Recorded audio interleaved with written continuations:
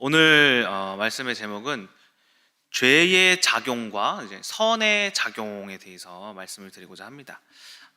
이런 본론에 들어가기에 앞서 우리가 이제 지난 시간 고린도후서 1장의 말씀을 했었죠. 잠깐 복습을 하자면은 이제 고린도후서 1장은 그 당시 이제 고통받고 있는 어떤 고난받고 있는 고린도 교회 사람들을 향한 이제 고난을 이겨내라라는 그런 말씀인데, 두 가지로 바울이 해석을 했습니다.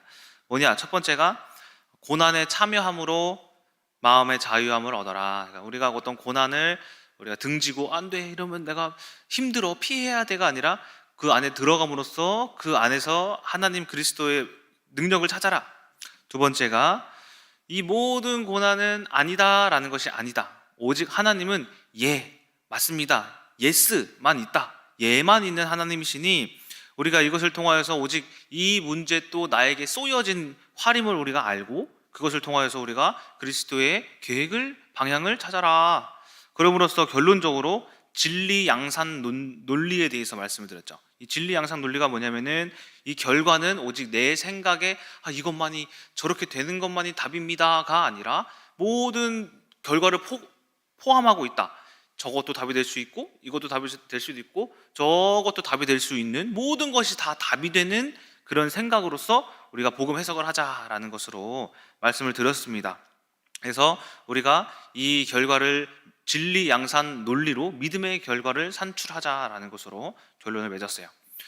자, 고린도 후서 이제 2장의 말씀을 이제 시작을 하려고 하는데, 이 2장의 고린도 후서에 대한 배경을 또 잘 모르시거나 아니면은 잊으신 분들을 위해서 또 간략하게 또 말씀을 드리자면, 고린도 후서가 쓰여지게 된 계기가 뭐냐면은, 먼저 이제 바울이 고린도 이제 교회를 이제 세우고 난 이후에 이제 그들에게서 편지와 그 교회의 어떤 성도에 의해서 소식을 들어요. 그것이 이제 10가지 문제였어요.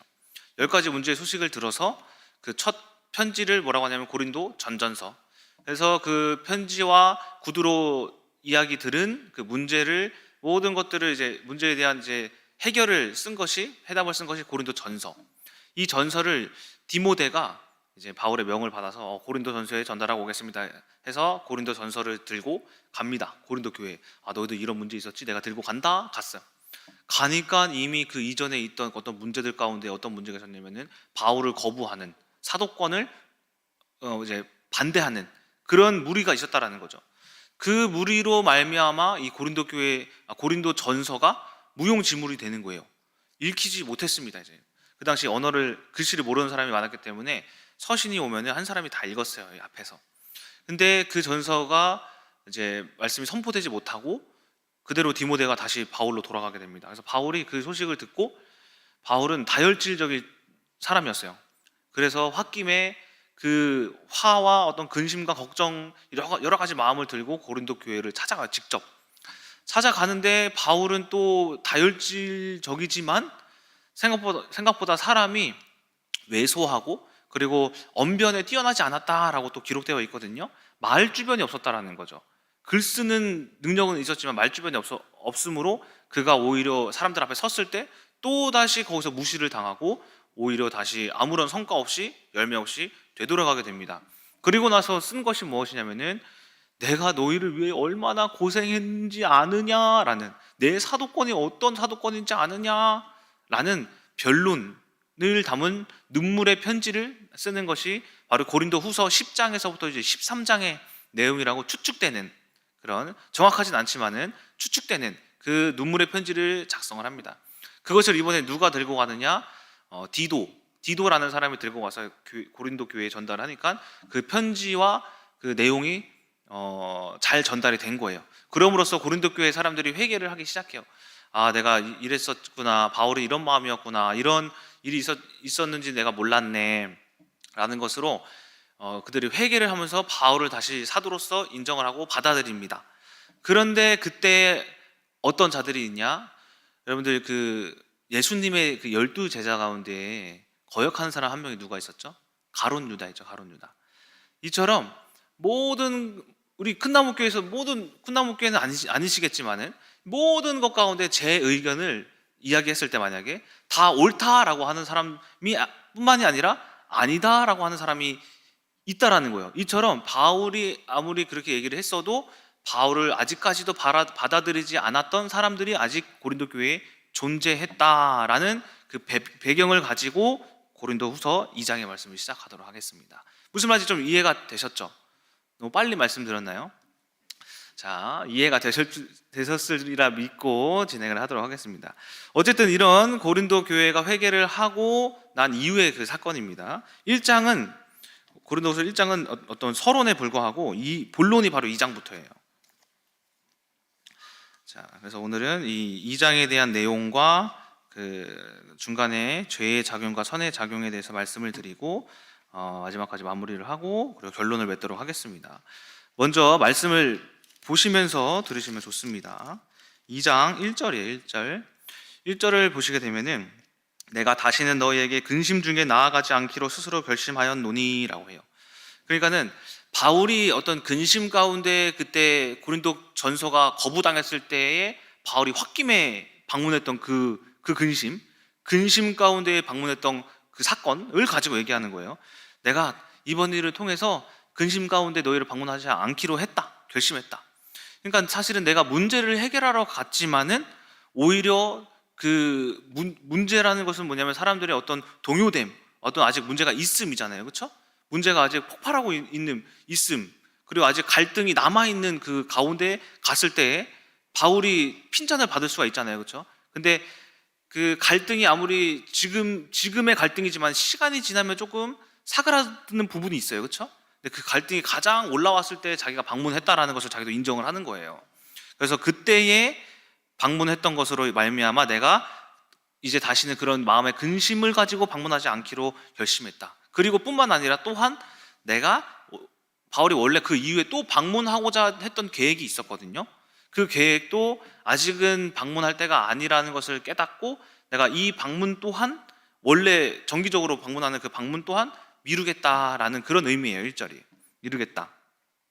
그리고 나서 이제 2절에서부터 4절 말씀을 보시면은 이 말씀은 갑작스러운 방문 당시 바울을 거부했던 자들에게가 아닌 바울을 이제 긍정적으로 여겼던 자들에 대한 말씀이에요. 자들에게 전하는 말씀이에요. 2절에서 4절. 오늘 보시면 내가 너희를 근심하게 한다면 내가 근심하게 한 자밖에 나를 기쁘게 할 자가 누구냐. 여러분, 근데 이 말이 굉장히 해석하기가 어렵습니다. 3절, 내가 이같이 쓴 것을 내가 갈 때에 마땅히 나를 기쁘게 할 자로부터 도리어 근심을 얻을까 하며 또 너희 모두에 대한 나의 기쁨이 너희 모두의 기쁨인 줄을 확신함이로라. 내가 마음에 큰 눌림과 걱정이 있어 많은 눈물로 너희에게 썼노니 이는 너희로 근심하게 하려 한 것이 아니요 오직 내가 너희를 향하여 넘치는 사랑이 있음을 너희로 알게 하려 함이라. 이게 무슨 의미냐면은 그러니까 1절에 방문을 미뤘다라고 했죠. 내가 왜 방문을 미뤘냐면이 들어가면은 훨씬 이해하기가 쉬워요. 왜 방문을 미뤘냐면 그때 갑작스러운 방문 때 우리 서로 기쁨이 되지 못하지 않았느냐? 서로의 기쁨이 되어야 하는데 서로가 서로의 근심만 되었다. 그래서 내가 그때 쓴 그 심오한 편지, 눈물의 편지 있죠? 그 눈물의 편지를 그래서 남긴 거다. 근심 때문에 남긴 거다. 너희들 오해하지 말아라. 그래야 이제 근심 때문에 남긴 거다. 그러니까는 이 편지는 마음이 어려운 가운데 썼기 때문에 너희들이 내가 지금 힘들어한다고 생각하지 말아라. 오히려 이 근심으로 썼지만 이 편지의 핵심은 너희들로 말미암아 내 사랑을 알게 하려고 쓴 것이다 라는 그런 내용이에요. 2절에서부터 4절이.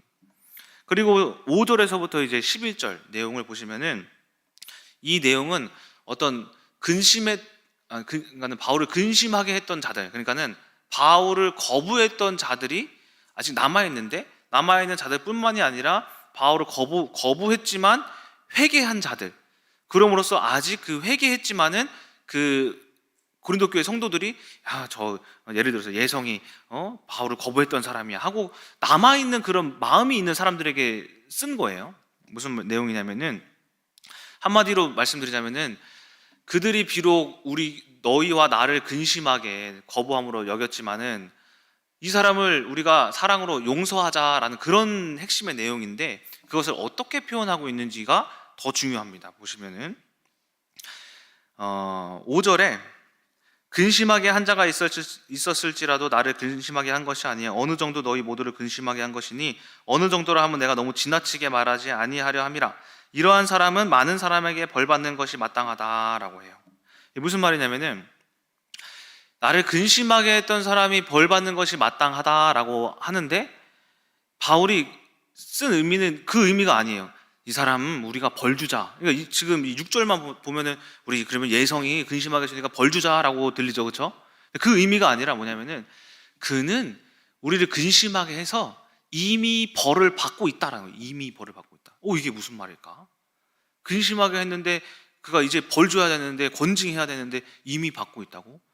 이것이 이따가 말씀드린 악의 작용이에요. 악의 작용. 자, 그리고 나서 넘어가서 7절에 그를 용서하고 위로하자. 그가 더 근심에 잠길까 내가 두렵다. 8절에 사랑을 그래서 우리가 나타내자. 이 용서라는 사랑을 우리가 내므로써 우리가 그를 용서하자. 왜냐? 나와 너희들이 다 알다시피 사단의 계략은 뭐냐? 이간질이다. 우리 서로를 사랑하지 못하고 화목하게 하지 못하고 하나가 되지 못하게 하는 것이 사단의 전략이다. 그렇기 때문에 우리가 사단의 계략에 빠지지 않기 위해 우리가 용서하자라는 그런 말씀이에요. 이것이 첫 단락입니다. 이 말씀에 대한 해석을 먼저 해드릴게요. 여기서 해석할 수 있는 부분이 뭐냐면은 아까 말씀드렸던 이 사람이 이미 벌을 받고 있다라는 죄의 작용과 죄의 작용만 드리기보다는 선의 작용도 말씀드리면 좋다 싶어서 이 선의 작용, 이 두 가지에 대해서 말씀을 드리도록 하겠습니다.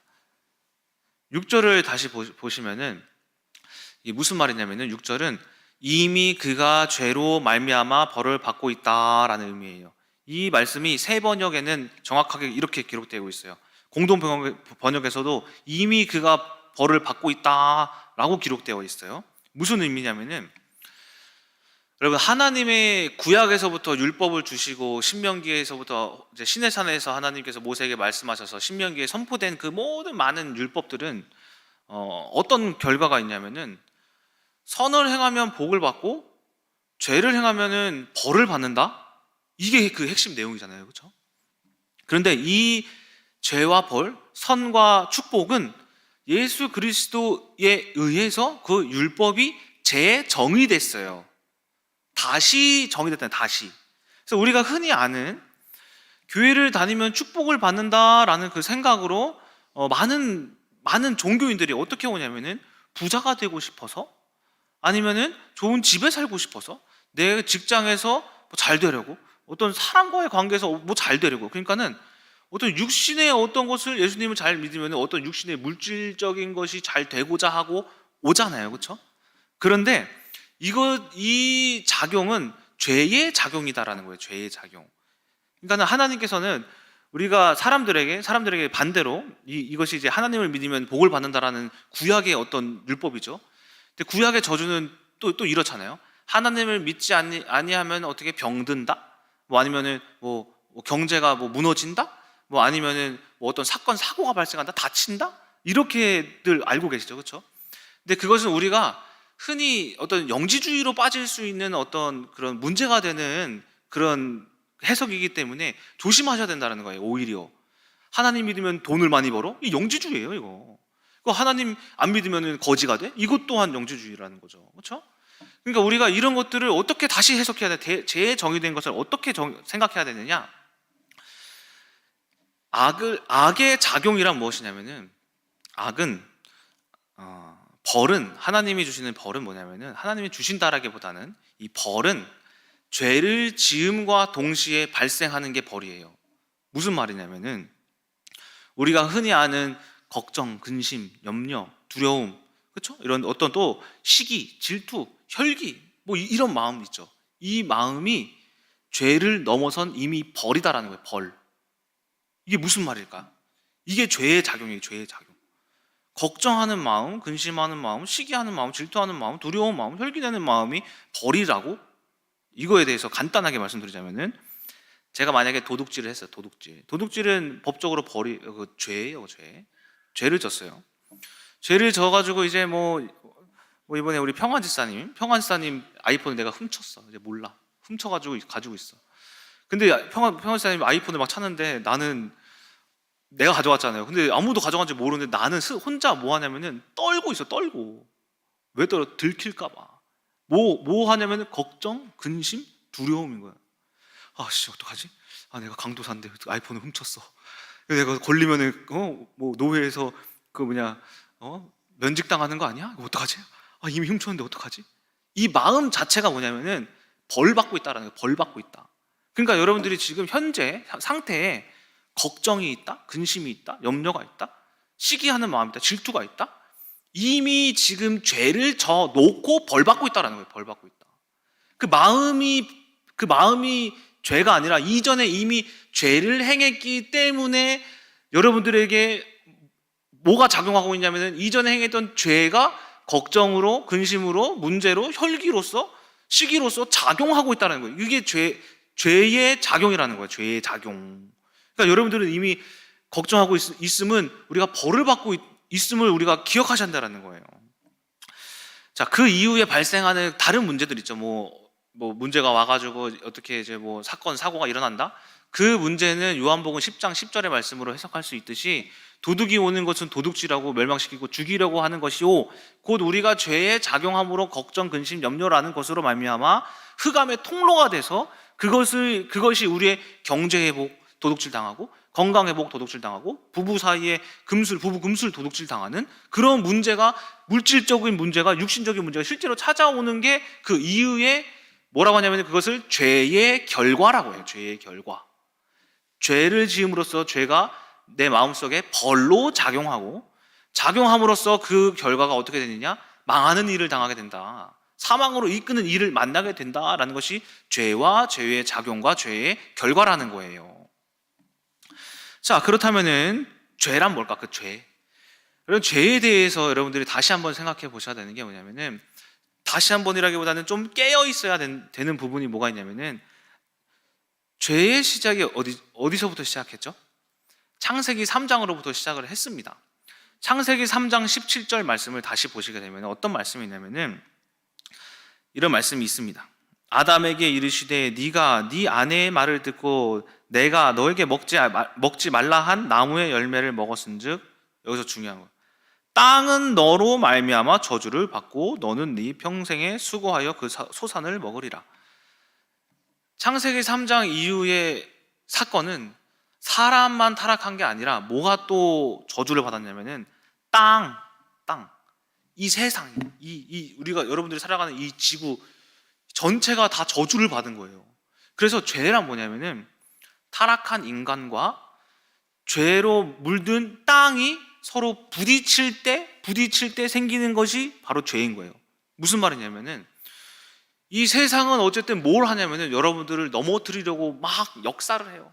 작용을 해요. 그런데 죄는 그것에 내가 반응한 거예요. 죄는 누구나 다 똑같은 일을 만나고 똑같은 문제를 당하고 우리 다른 세상을 살고 있는 건 아니잖아요. 저라고. 그렇죠? 똑같은 세상을 살고 있는데 이것을 우리가 어떤 문제에 반응을 하면은 그 반응한 것이 뭐가 되냐면 죄가 되어서 그 죄로 말미암아 내 마음에 걱정, 근심 같은 것들이 작용한다라는 그 원리예요. 예를 들어서 제가 계속해서 말씀드리는 자녀 문제 있죠. 자녀 문제 또한 뭐냐면은 저희가 가정에 자녀가 없는 게 저만 문제예요? 저만 문제였어요? 아니죠. 수많은 사람들이 자녀가 있어야 될 가정에 자녀가 없고 자녀가 없어야 될 가정에 자녀가 있는 그런 세상이 이 악한 저주받은 땅으로 말미암아 뭐 하고 있냐? 다 넘어뜨리고 있는 거예요. 근데 그것에 타락한 인간은 어떤 해석을 하냐면은 육신으로 타락함으로써 어떤 해석을 하냐면은 내가 듣고 싶은 그 귀로만 듣고 싶은 것만 들어서 눈으로 또 보이는 것만 봄으로써 육신의 생각이 뭐 하냐면은 육적인 귀로 듣는 것으로 육적인 눈으로 보는 것으로 말미암아 이 자녀 문제를 해석하니까는 제가 어떤 마음이 생기냐면은 이 자녀 문제가 사실은 죄로 말미암아 죄로 문든 이 땅의 영적인 문제인데 육적으로 해석하니까 제 마음속에 뭐가 들어왔냐면은 시기, 질투, 그리고 낙심, 절망, 걱정, 염려 이런 모든 것들이 들어왔는데 저는 사실 이게 죄인 줄 알았어요. 아, 누구나 다 그래, 이 문제를 가지고 있지. 근데 나도 자녀 갖고 싶어. 근데 이 나를 속이는 걱정, 염려, 근심, 이것만 결박해야겠다. 이것만 결박해야겠다. 이걸 결박해야지 하나님 응답 주실까? 그래서 걱정만 결박하고 있고, 염려만 결박하고 있고, 시기하는 그 마음만 결박해서, 시기하는 마음, 주님 저 자꾸 우리 엄대진 선사님 주화가 너무 잘 커요. 이 시기하는 마음을 제발 결박시켜 주시옵소서. 어느 날 은혜 집사님이 유아 둘째 우람이가 생겼대. 근데 하는 말이 뭐냐면은, 약 올리는 줄 알았어. 계획이 없는데 임신이 됐어요. 뭐? 우리는 계획했는데 안 되는데 뭐 자기네들은 뭐 계획을 없는데 됐다고? 뭐 우리 약 올리냐? 저는 그 마음에 뭐가 나면 솔직히 민정사모 앞에서는 해석한 척 했어요. 솔직히 민정아, 거기는 거기고 우리는 우리야. 괜찮아. 방에 가서 울었어요. 아이씨, 왜 우리 집은 우리 한 명도 없어. 유민이가 어찌나, 동주 목사님이 어찌나 시기가 나는지. 유민이가 너무 작고 귀엽고 예쁘게 생긴 거 태어났을 때, 나도 유민이 같은 애기 받고 싶다. 저 애기가 우리 애기였으면 좋겠는데. 이런 식으로 막 너무 시기, 막 질투 이런 게 막 생기는데, 그래서 기도를 했죠. 제가, 하나님 아버지, 제가 너무 큰 죄를 짓고 있어요. 제가 막 시기해서 동주 목사님이 밉고, 질투해서 우리 엄대준 전사님이 얄밉고, 제가 너무 은혜 집사님이 너무 미워요. 이거 어떡합니까? 결박해 주세요. 이 예수 그리스도로 결박을 받아라. 이 시기와 질투와 걱정과 염려와 결박을 받아라. 아무리 결박을 해도 시기가 계속돼. 왜 그럴까? 저는 왜 그럴까 진짜. 또 이제 그러다가 조금 한때는 한참 잠잠해져. 좀 괜찮다. 교회 어떤 교구장 카톡방에 누가 올라와. 축하합니다. 누구누구가 출산했습니다. 에이, 왜 누가 또 출산을 했어? 이런 또 시기가 또 올라와. 제가 그것에 대한 그 고민을 1년 반을 했어요. 1년 반을. 그런데 해방받은 거 어떻게 해결받았냐 보니까, 죄라는 것을, 우리가 이 걱정, 염려, 근심, 이런 두려움, 어떤 이런 시기, 질투, 또 혈기도 마찬가지예요. 혈기, 이런 마음을 해결받으려면은 근본적인 문제를 해결받아야지만 이 시기가 끊어진다는 거예요. 질투가 끊어지고, 염려가 끊어지고, 걱정이 끊어지고, 두려움이 끊어진다는 거예요. 실질적인 본질이다. 본질. 세상과 내가 충돌했던 죄의 본질이 있다는 거예요. 그게 뭐냐는 거야. 저는 자녀가 없는 세상에 많은 사람들이 겪고 있는 문제와 나는 갖고 싶다라는 육적인 해석이었어요. 그것으로 말미암아 1년 반 동안 벌을 받고 있었다라는 거예요. 그것을 나중에 깨달았어요. 언제 깨달았냐? 도저히 안 되니까 어떻게 되냐면은, 포기. 다 내려놓음. 주님이, 하나님께서 뭐 하셨지? 마태복음 11장에 뭐 하셨지? 수고하고 무거운 짐짐자들아 다 내게로 오라. 내가 너희를 수고하리라. 내 멍에는 가볍고 내 짐은 무겁지 않으니 내 멍에를 메라. 그래, 없어도 되겠다. 자녀가 없어도 되겠다. 그리고 나서 어떤 해석이 들어오냐면은, 이미 나는 자녀를 받았네. 그게 누구냐? 우리 이 고등부 아이들. 하나님께서 영적인 자녀를 주셨구나. 바울이 이야기하기를 세상에 1만 스승은 많으나 단 하나의 아비가 없다 그랬지. 내가 그들의 영적인 아비가 되어야지 라고 고백한 순간 뭐가 끊어지는 줄 아세요? 시기가 싹 끊어졌어요. 괜찮아. 아무렇지도 않은 거예요. 우람이가 막 이제 얼마 막 배가 불러. 아이고 잘 컸으면 좋겠다. 누가 막 이렇게 낳으셨대. 아이고 축하드려요. 나는 없어도 돼요. 괜찮아요. 그 해석을 하고, 그 이후에 시간이 좀 흘러서 민정사모 또한 그 해석을 똑같이 했어요. 저도 자녀 없어도 괜찮습니다. 그때가 가정예배 때였어요. 가정예배 때 저도 자녀가 없어도 괜찮습니다. 저의 자녀는, 그러고 보니까 하나님께서 이미 유치원을 섬기고 있는 그 직장에서의 그 아이들이 하나님이 저에게 붙여주신 자녀였습니다. 그 고백을 하고 2주 뒤에 생겼어요. 2주 뒤에. 근데 어쨌든 이 고백을 하고 생긴 게 중요한 게 아니라 이 고백을 했다라는 게 중요해요. 했다. 뭐가 끊어진 거예요? 근본적인 죄가 끊어졌다라는 거예요. 민정사모도 알 거예요. 그때 시기와 질투가 다 끊어졌어요. 괜찮대요. 이제 안 울더라고요. 안 울어요. 맨날 울었는데 안 울어. 자, 이처럼 악은 어떻게 작용하냐면은, 세상과 여러분들의 어떤 그 요한일서에 말하는 세 가지 욕망 있죠. 육신의 정욕, 안목의 정욕, 이생의 자랑, 이런 것들이 부딪힐 때 그때 죄가 되고, 그 죄로 말미암아 내가 원하는 게 안 되니까, 세상으로부터 안 되니까 걱정, 근심, 이것으로 죄의 작용, 그 이후로 요한복음 10장의 도둑질, 당함으로 죄의 결과, 그러므로 우리가 어디 들어가? 사망에 들어가는 것이 죄의 작용이다라는 거예요. 아시겠습니까? 자, 그렇다면 선의 작용은 뭐냐? 선의 작용은 완전 반대예요. 그대로 반대예요. 그대로 악의 작용의 반대예요. 하지만 똑같은 게 하나가 있어요. 뭐냐? 세상은 똑같아요.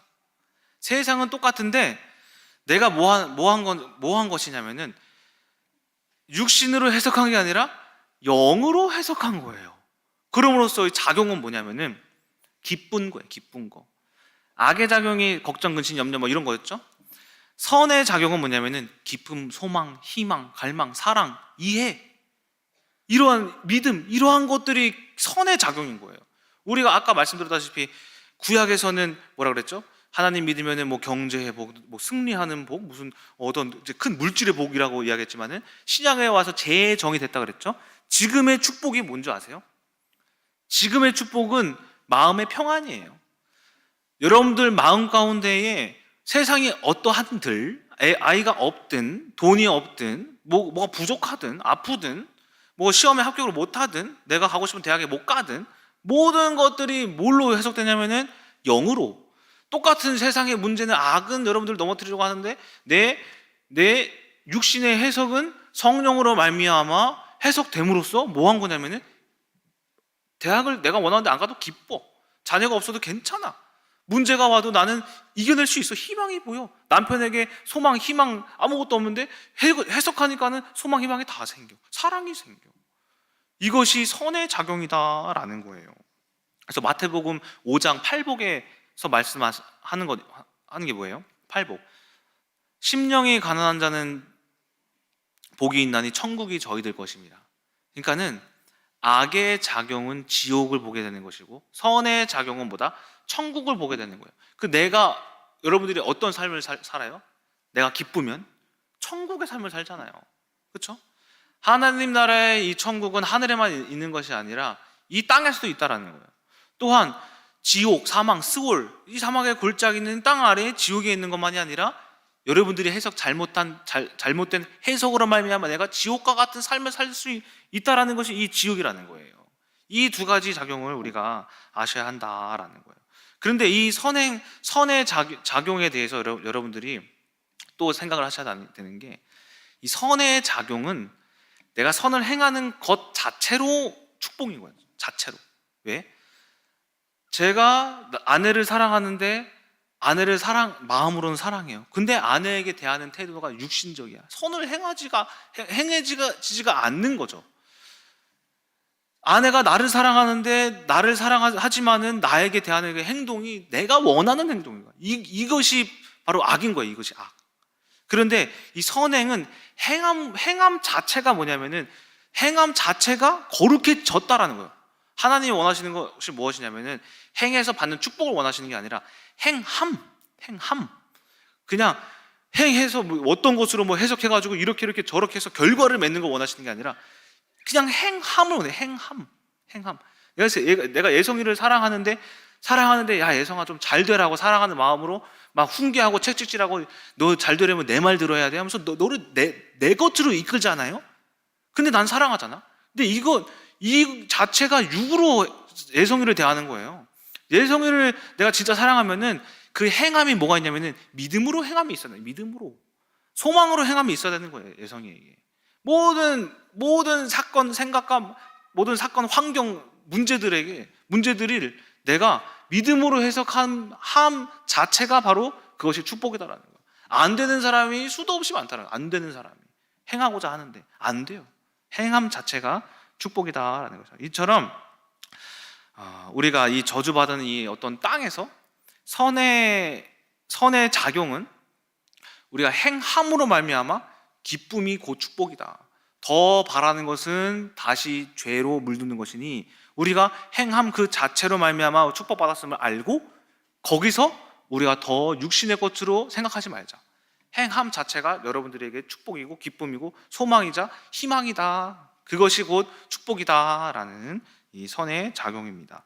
그럼으로써 다시 본문의 말씀으로 돌아와서 바울이 이 선의 작용에 대해서 이야기하고 있는 게 오늘 읽은 본문의 말씀에 14절에서부터 17절의 말씀이 그 선의 작용에 의한 그리스도의 향기라는 거예요. 향기. 우리가 똑같은 문제를 가지고 있는데 어떤 사람들은 그 문제에 대해서 넘어져요. 근데 어떤 사람들은 그 문제에 대해서 이겨요. 그러면은 넘어진 사람이 뭘 보고 희망을 얻을까요? 이겨낸 사람을 보고 나 저런 사람이 저렇게 해석했으니 나도 이것을 보고 이겨낼 수 있구나라는 해석을 하죠. 그러면 이미 해석한 사람은, 문제를 해석한 사람은, 영적으로 해석한 사람은 뭐가 된 거냐면은 그리스도의 향기가 되었다. 이것을 바울이 뭐라고 하냐면은 그리스도의 향기뿐만이 아니라 생명의 냄새니라고 해요. 생명의 냄새. 제가 작년에 일본 비전트리 가면서 저는 한수한테 깜짝 놀랐어요. 한수. 우리 오한수 학생. 어때 한수 학생이 비전트리 이제 준비하는 그 3개월 가운데 모든 준비 훈련을 다 마치고 다 했는데 뭐가 안 되냐면 비자가 안 나왔어요. 저는 솔직히 우리 한수한테 너무 미안했어요. 근데 한수가 뭐 했냐면은 제가 말했어요. 한수야, 이게 복음으로 잘 해석하자. 어쨌든 바쁘니까 뭐 그렇게 뭐 이제 심오 깊은 좀 심오한 얘기를 하진 않았어요. 한수가 하는 말이 뭐냐면은 어느 날 일본 가기 뭐 3, 4일 전이었는데 한수야 괜찮니? 잘 다녀오세요. 저 괜찮아요. 안 가도 좋아요. 괜찮습니다. 하는 거예요. 근데 제가 거기서 뭘 맡았냐면 그리스도의 향기를 맡았어요. 가는 것만이 꼭 응답이 아니구나. 가지 않는 것도 이 한수에게는 이 자리에 있는 자리가 바로 이 한수에게는 응답이구나. 제가 한수가 해석한 이 그리스도의 향기, 그러니까는 이 복음 해석을 통해서 저도 배웠어요. 야, 중학생이 벌써부터 저런 해석을 하다니. 벌써부터 해석을 이렇게 한다면 나중에 엄청난 목회자가 되겠구나 싶었어요. 이게 이렇게 저도 배울 수 있는, 또한 모든 많은 사람들이 뭘 배울 수 있냐? 해석함으로써 누굴 살리느냐? 저뿐만이 아니라 저는 솔직히 한수가 낙심할까 봐 걱정, 염려, 근심했거든요. 근데 그게 싹 사라졌어요. 한수가 해석해줘서. 이처럼 우리가 뭐 하는 거냐면은 남편이 문제가 있으면은 같이 욕하는 게 아니라 해석해주는 거예요. 해석. 그런 일이 있었구나. 저런 일이 있었구나. 야, 그 인간 나쁜 놈이다가 아니라 그렇구나 저렇구나. 그런데 말씀에서는 또 사랑으로 한번 해보자. 저렇게 한번 해보자 라는 들어줌으로써 우리가 그리스도의 향기, 사랑의 냄새, 용서와 사랑, 그리고 이해로 말미암아 내가 해석을 해줌으로써 상대방도 복음 해석을 하게끔 도와주는 사람이 되어라 라는 것이 이 오늘 본문 말씀의 두 번째 단락이 그리스도의 향기다라는 그 내용의 핵심입니다. 자, 그렇다면 이제 우리가 결론적으로 뭘 말씀드릴 거냐면 어떻게 하면 선한 복음의 해석을 할 수 있느냐, 어떻게 하면은 여러분들 이 악한 세상에 육신의 생각이 아닌 선함으로 말미암아 부딪히지 않고 우리가 물 흐르듯이 넘어갈 수 있느냐.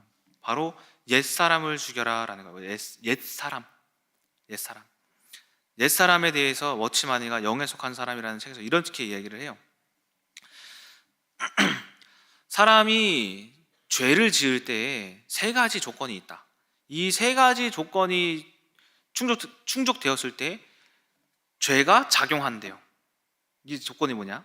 첫 번째가 제가 아까 말씀드렸던 세상이에요. 세상. 그러니까 환경, 그것이 사람일 수도 있고 어떤 사건일 수도 있고 어떤 문제일 수도 있고 어떤 질병일 수도 있고 여러 가지 많은 것들이에요. 세상. 그리고 이 세상으로 말미암는 옛사람의 등장. 옛사람이 어떻게 등장하냐? 옛사람을 혼이라고 해요. 혼. 그러니까는 생각으로 등장한 거예요. 세상으로 말미암는 옛사람이 이 세상을 옛날 복음을 알지 못하는 그 시절의 생각으로 해석했다.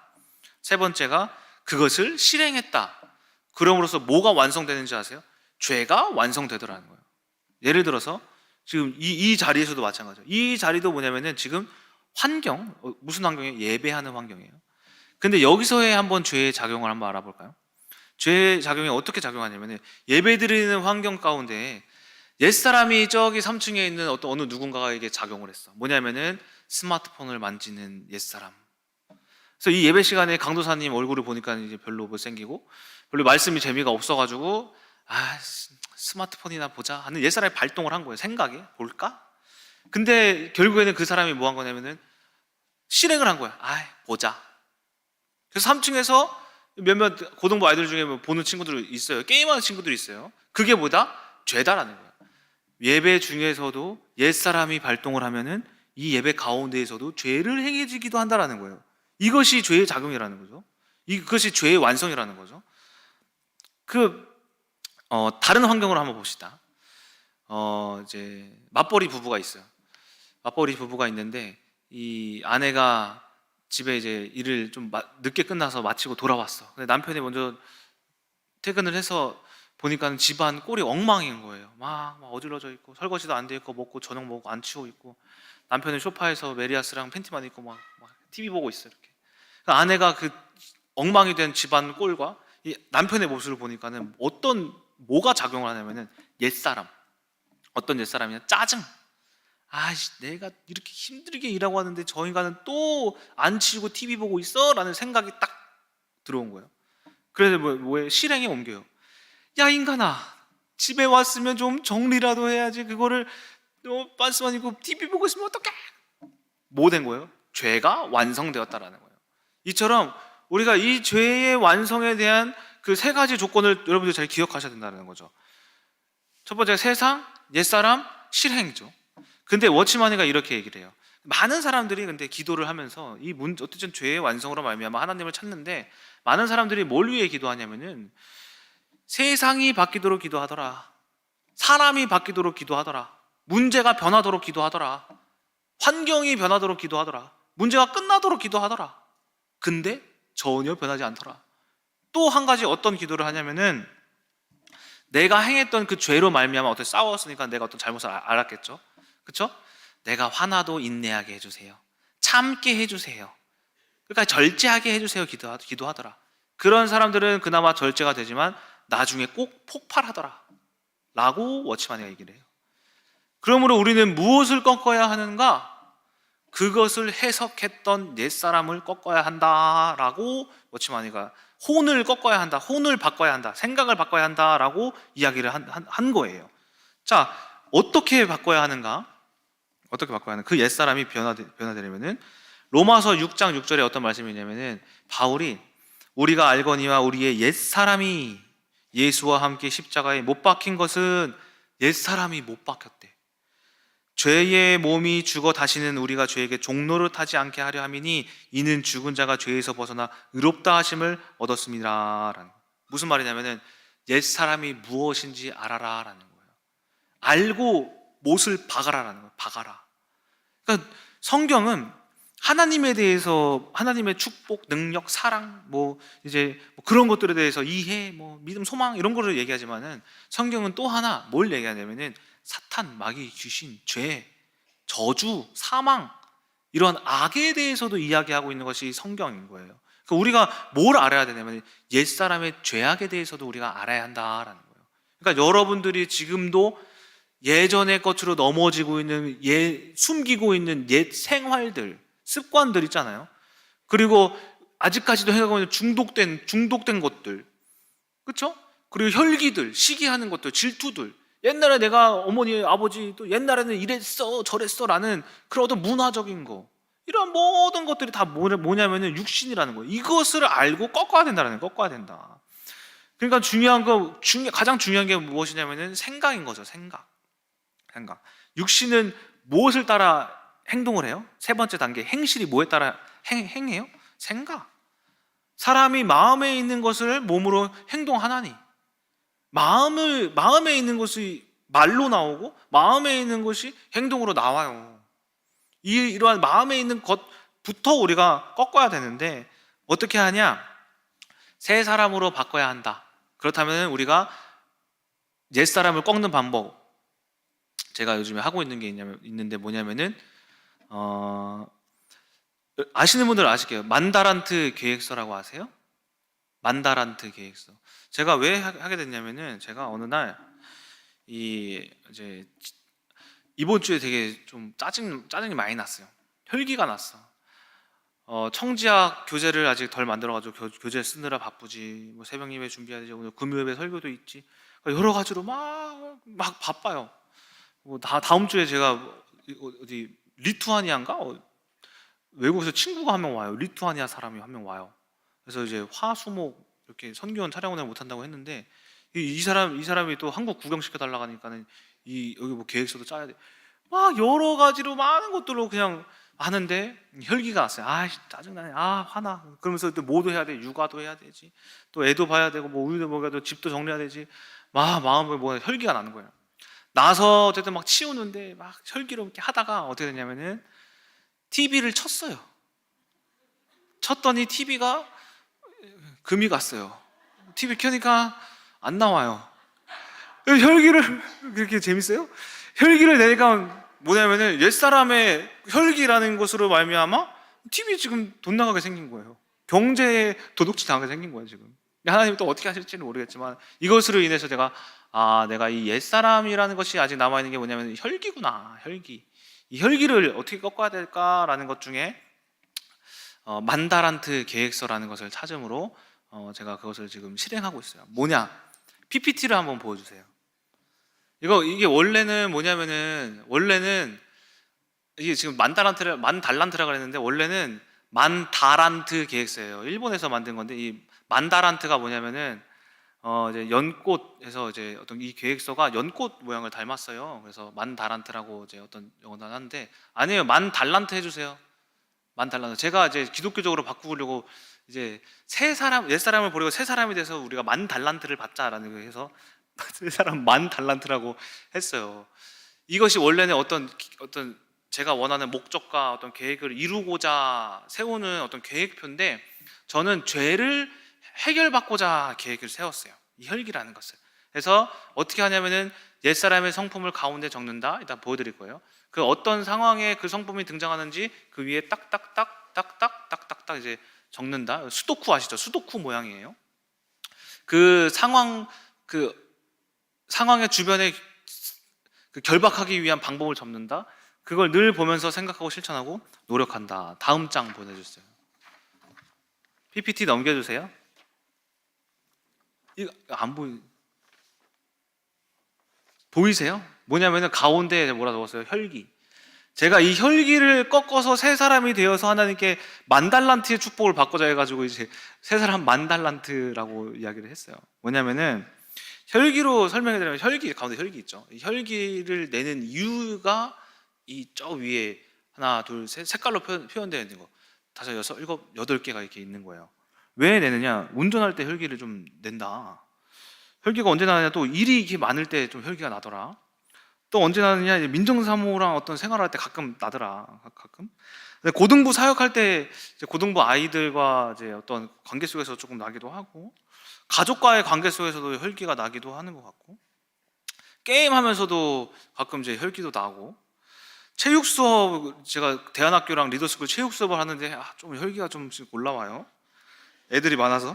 또 어떤 사람과의 의견이 충돌할 때에 혈기가 이렇게 올라오는 것 같아요. 이 세 가지 혈기 나오는 이유를 적어본 거예요.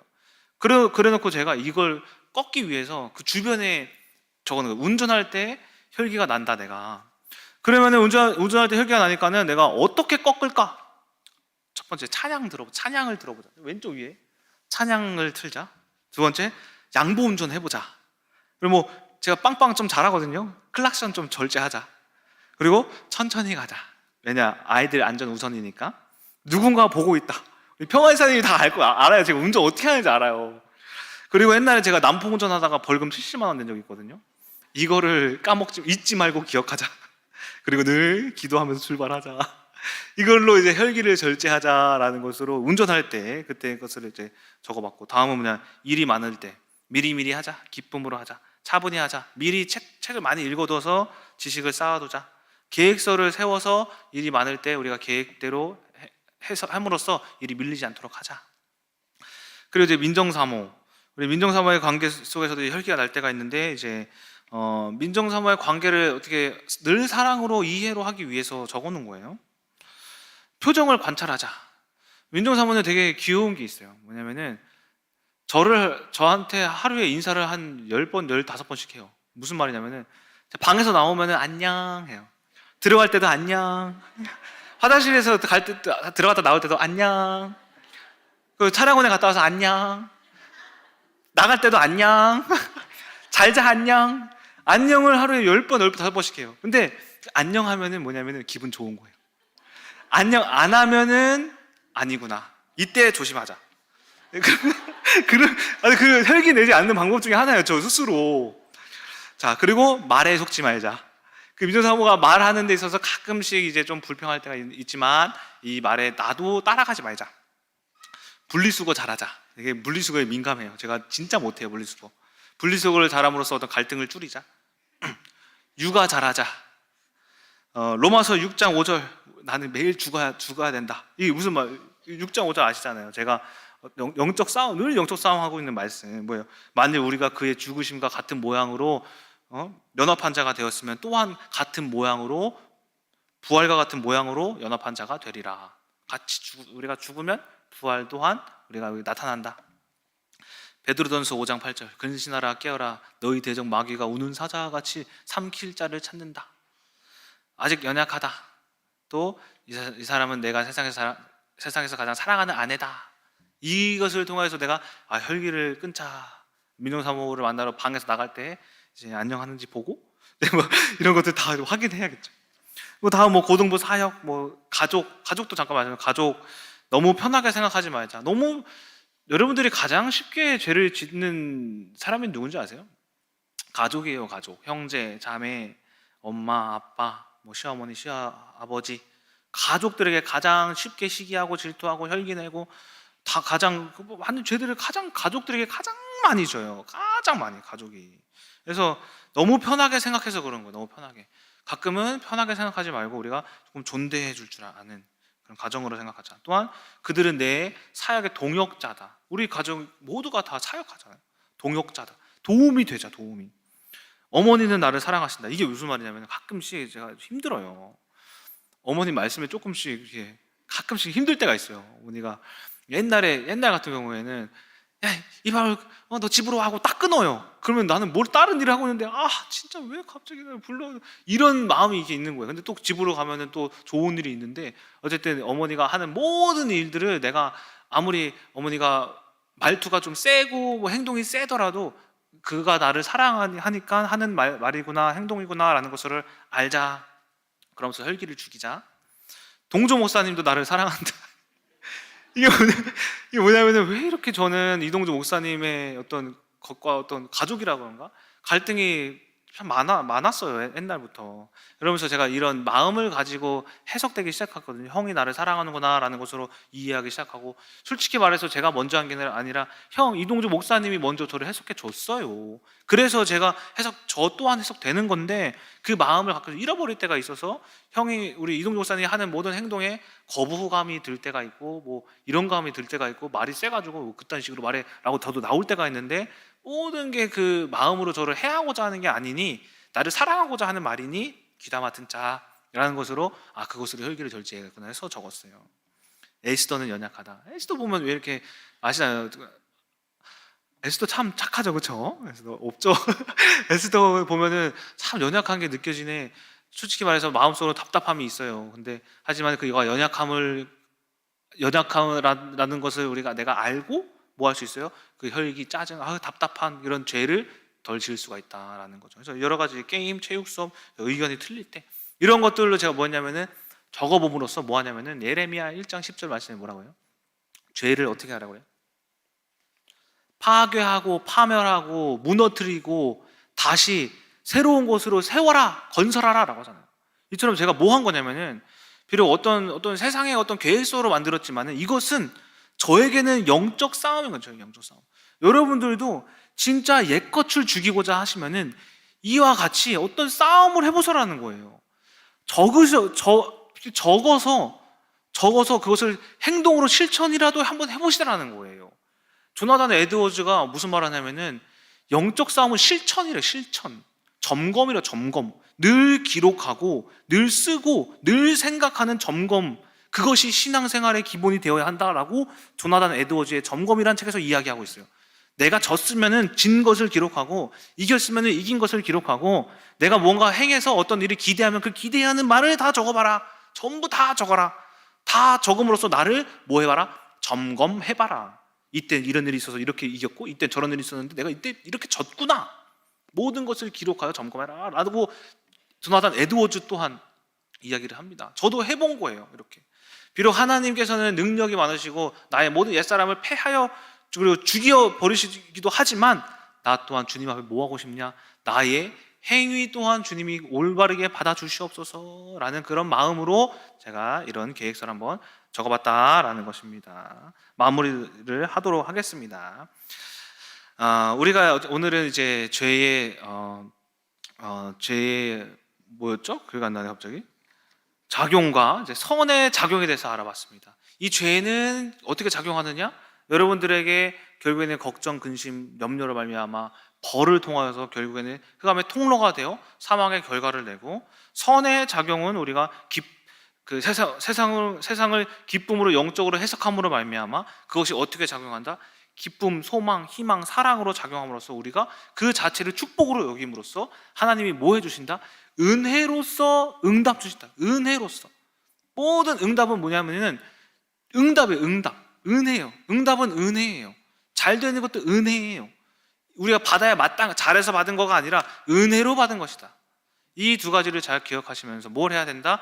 우리가 그것을 나만 가지고 있어야지, 선한 것을 나만 가지고 있어야지가 아니라 선한 것을 그리스도의 향기로서 생명의 냄새를 많은 이들에게 전하는 여러분들이 되셔라. 그것을 끊기 위한 가장 중요한 건 뭐냐? 옛사람, 이전에 내가 하나님을 몰랐을 때 흑암에게 속았던 생각과 마음을 버려라. 그것을 어떻게 해야 되냐? 적어봐라, 써봐라. 내가 한번 씀으로써 실천, 행동해봐라. 확실하게 한번 해봐라 라는 것입니다. 이처럼 오늘 말씀을 통하여서 우리가 죄를 더 깊이 자세히 알고, 또한 축복이 무엇인지 더 자세히 깊이 알므로써 우리가 하나님께 더 큰 응답이라는 은혜를 받고 축복을 받으시는 우리 큰나무교회 성도님들 되시기 주님의 이름으로 소망합니다. 기도하고 마치겠습니다. 사랑의 하나님, 오늘 악의 작용과 이제 선의 작용을 통하여서 죄의 정의 된 예수 그리스도의 아버지 하나님 그 의미에 대해서, 세상에 대해서 배웠습니다. 우리가 악이 우리를 어떻게 속아 넘어뜨리고 어떻게 사망의 결과를 내고 있는지 우리가 잘 알고, 선은 어떤 결과를 내고 있고, 하나님의 응답은 우리가 오로지 은혜로만 받는다. 또한 그럼으로써 우리가 이 옛사람은 열사람을 죽임으로써 그 은혜를 더 깊이 받는다. 아버지 하나님 더 깊이 체험한다 라는 말씀을 통하여서 우리가 오늘 하루 더 승리할 수 있는 우리 큰나무교회 성도님들 되게 하여 주시옵소서. 살아계신 예수 그리스도의 이름으로 기도드렸습니다. 아멘.